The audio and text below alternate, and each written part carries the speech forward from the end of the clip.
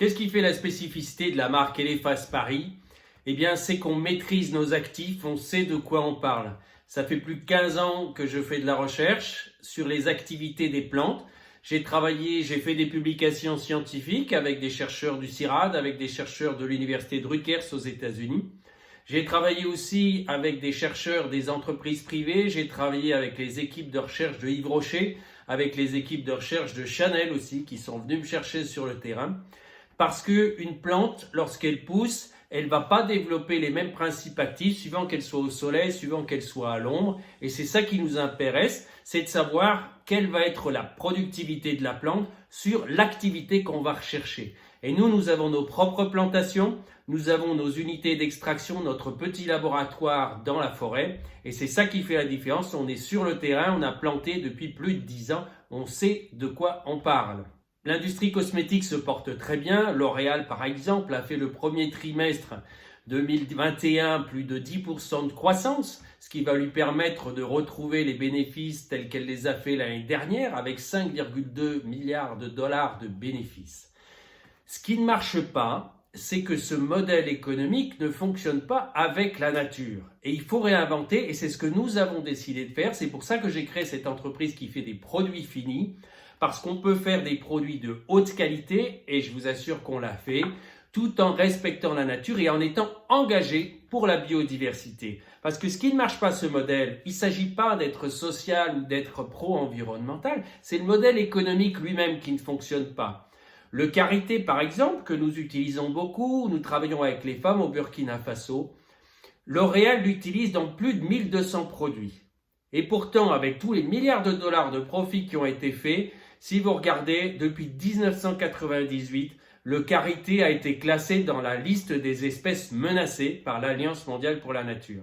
Comment peut-on vouloir développer du business sans prendre soin de la nature? Pour prendre soin de la nature, il y a besoin d'avoir des moyens et c'est ce que nous allons faire, avoir une entreprise profitable qui soit aussi engagée sur le terrain. Nos engagements, ils sont certifiés puisque nous avons des produits qui sont certifiés bio, nous avons des produits naturels, nous avons des produits qui sont avec zéro dérivé d'huile de palme. Ça a pris des mois et des mois pour faire la formulation parce que c'est important pour nous d'avoir des produits qui soient clean, mais avoir des produits aussi qui soient très agréables. La sensorialité pour nous cruciale, on a fait des produits de très haute qualité, des produits premium, avec un parfum qui a été fait sur mesure pour nous par un grand parfumeur, merci Bertrand. Il nous a fallu des mois de formulation pour arriver à une texture qui soit parfaite, mais ça a été possible sans dérivé d'huile de palme et nous sommes certifiés aussi sans dérivé d'huile de palme. Nous sommes une marque de terrain. Je suis le président et fondateur de l'entreprise Connect Beauties, qui est la propriétaire de la marque Elephas Paris. Je suis un entrepreneur depuis une vingtaine d'années. J'ai créé une entreprise à Madagascar qui produit et exporte des huiles essentielles, donc depuis 20 ans maintenant, et qui se porte très bien. Cette entreprise crée des revenus pour plus de 6000 personnes, ce qui équivaut à peu près à 1500 emplois pleins, et fonctionne très bien. Maintenant, j'avais envie de faire une nouvelle entreprise qui soit celle qui offre aux consommateurs des produits de haute qualité, qui soient clean et qui soient serveurs de la conservation de la nature. On est engagé pour la biodiversité, on est engagé pour la conservation des éléphants. Elephas Paris est la première marque dédiée à la conservation des éléphants parce qu'ils sont le symbole de la nature, cette puissance et cette fragilité en même temps. Notre équipe exécutive, pour le moment, est toute petite. Mon épouse s'occupe de la communication et du marketing et de l'identité de la marque, ce qui est très important parce qu'elle aime les produits luxueux, mais elle aime aussi l'engagement de terrain. Elle est venue avec moi plusieurs fois au Burkina Faso et elle connaît très bien les problématiques de terrain de la production des matières premières.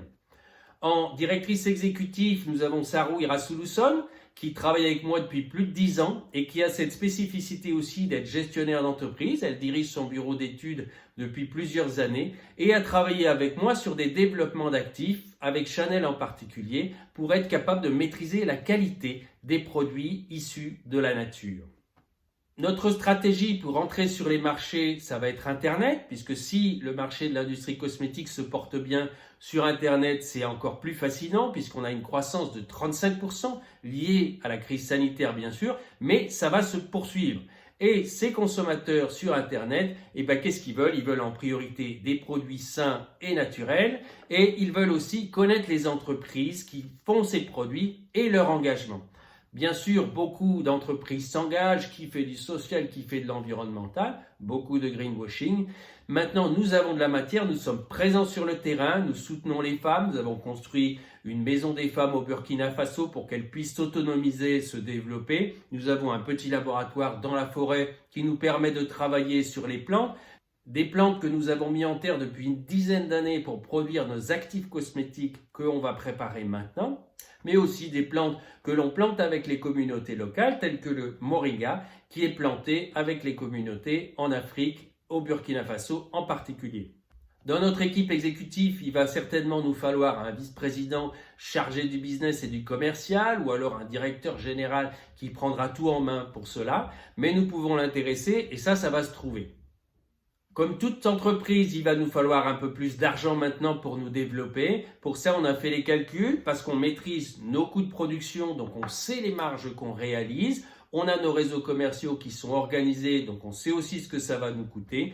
On a besoin d'à peu près 500 000 € pour arriver à une phase de développement correcte. Bien sûr, il nous faudra 3-4 ans, il ne faut pas se faire d'illusions, mais au bout de 3-4 ans, nous dégagerons plusieurs centaines de milliers d'euros de marge et au bout de 5 ans, on fera plutôt de l'ordre de 1 million d'euros de bénéfices et donc ça nous fait une entreprise très très porteuse. Qu'est-ce qu'on va pouvoir proposer par rapport aux fonds qui vont rentrer? Ça reste à étudier suivant leurs propres propositions, soit des prises de participation bien évidemment, mais aussi des apports en fonds propres.